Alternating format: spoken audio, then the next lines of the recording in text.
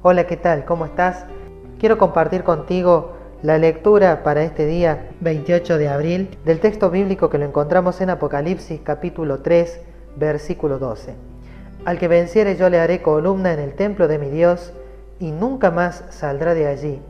Y escribiré sobre él el nombre de mi Dios y el nombre de la ciudad de mi Dios, la nueva Jerusalén, la cual desciende del cielo de mi Dios y mi nombre nuevo. El título para el devocional de hoy: Berkin da la vida por Cristo. El cargo de herejía que los romanistas procuraban echarle encima, él iba a devolvérselos. Los más activos y acerbos de sus opositores eran los sabios doctores y frailes de la Facultad de Teología de la Universidad de París, una de las más altas autoridades eclesiásticas de la capital y de la nación. De los escritos de estos doctores entresacó Berkin 12 proposiciones que declaró públicamente contrarias a la Biblia y por tanto heréticas, y apeló al rey para que actuara de juez en la controversia. El monarca, no descontento de poner frente a frente el poder y la inteligencia de los campeones opuestos y de tener la oportunidad de humillar la soberbia de los altivos frailes, ordenó a los romanistas que defendiesen su causa con la Biblia. Bien sabían estos que semejante arma de poco les serviría. La cárcel y el tormento y la hoguera eran las armas que mejor sabían manejar. Cambiadas estaban las suertes y ellos se veían a punto de caer en la cima a que habían querido echar a Berkin.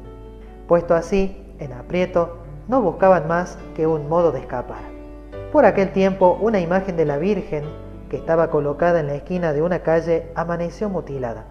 Esto produjo gran agitación en la ciudad. Multitud de gente acudió al lugar dando señales de duelo y de indignación. El mismo rey fue hondamente conmovido. Vieron en esto los monjes una coyuntura favorable para ellos y se apresuraron en aprovecharla. Estos son los frutos de la doctrina de Berkin, exclamaban. Todo va a ser echado por tierra, la religión, las leyes, el trono mismo, por esta conspiración luterana. Berkin fue aprehendido de nuevo. El rey salió de París y los frailes pudieron obrar en su gusto.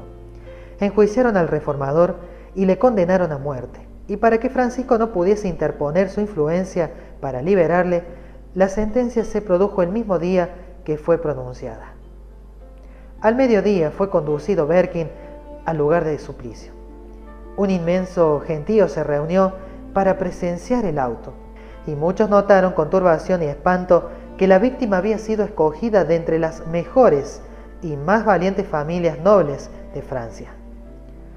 La estupefacción, la indignación, el escarnio y el odio se pintaban en los semblantes de aquellas inquietas muchedumbres, pero había un rostro sin sombra alguna, pues los pensamientos del mártir estaban muy lejos de la escena del tumulto, y lo único que percibía era la presencia de su Señor. La miserable carreta en que lo llevaban, las miradas de enojo que le echaban sus perseguidores, la muerte espantosa que le esperaba, nada de esto le importaba. El que vive, si bien estuvo muerto, pero ahora vive para siempre y tiene las llaves de la muerte y del infierno, estaba a su lado. El semblante de Berkin estaba radiante de luz y paz del cielo. Vestía ropas lujosas y llevaba capa de terciopelo, justillo de raso y de damasco calzado de oro. Iba a dar testimonio de su fe en presencia del Rey de Reyes, y ninguna señal de duelo empañaba su alegría. Mientras la procesión desfilaba despacio por las calles atestada de gente, el pueblo notaba maravillado la paz inalterable y el gozo triunfante que se pintaba en el rostro y el continente del mártir. Parece, decían, como si estuviera sentado en el templo meditando en cosas santas. Ya atado a la estaca quiso Berkin dirigir unas cuantas palabras al pueblo, pero los monjes, temiendo las consecuencias, empezaron a dar gritos y los soldados a entrechocar sus armas, y con esto ahogaron la voz del mártir. Así fue como en 1529 la autoridad eclesiástica y literaria más noble de la culta ciudad de París dio al populacho de 1793 el vil ejemplo de sofocar en el caldazo las sagradas palabras de los moribundos. Berkin fue estrangulado y su cuerpo entregado a las llamas.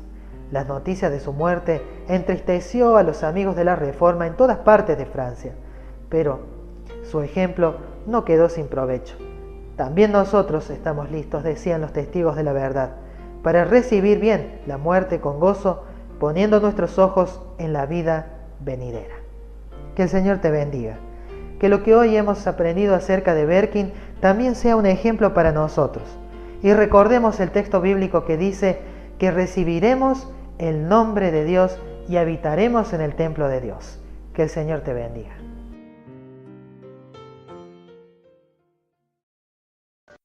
Esta fue una producción del Ministerio Laico de Sostén Propio Radial Fuerte Pregón de Lima, Perú. Búscalos en www.fuertepregón.com y rodoherrera14@hotmail.com.